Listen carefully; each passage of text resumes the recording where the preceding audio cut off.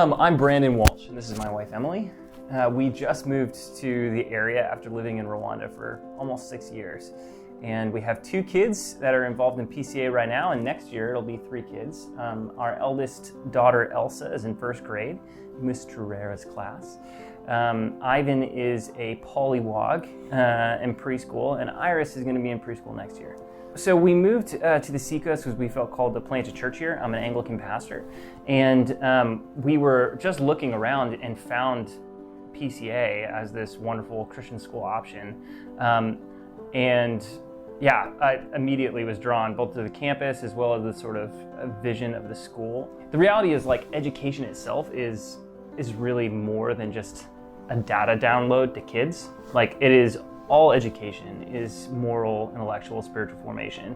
And the question is just who's doing the forming, right? And so it was really important for us to find a place where we felt like our kids were gonna be formed into the good in a way that we really valued. Yeah, there was a lot of hesitation, I think, especially for me. Brandon's like, it says there's financial aid, I bet, something might work out. We should definitely apply. And I'm like, I don't even know if we should bother. Like, we can't even come close to that sticker price. We live off of support. Like, how could we do this? As much as I wanted it for my kids, this just seemed unattainable. Yeah, I mean, the reality too is we all make sacrifices in life for stuff. And if you're careful about thinking about your finances, you're deliberate about those sacrifices you're making. It's not just sort of bleeding away one way or another.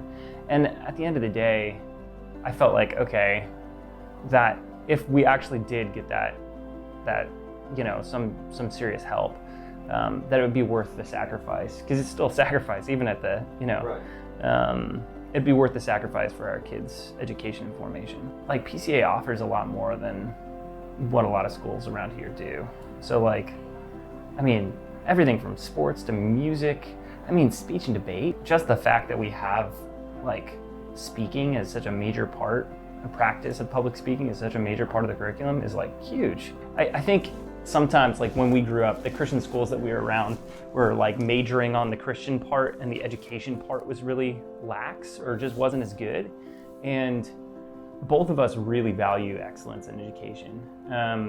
And I think what was really comforting about PCA is it felt like we got this sort of moral intellectual formation that doesn't give up anything on excellence. Right. So that really mattered a lot to us. Yeah, and I think also what's really important to us in education, especially with the younger years, is just that it's a kind, warm environment where curiosity is encouraged, and our kids are held to high standards, but not in a way that crushes them, and creates an environment where they love to learn and are happy to be here and excited to go to school.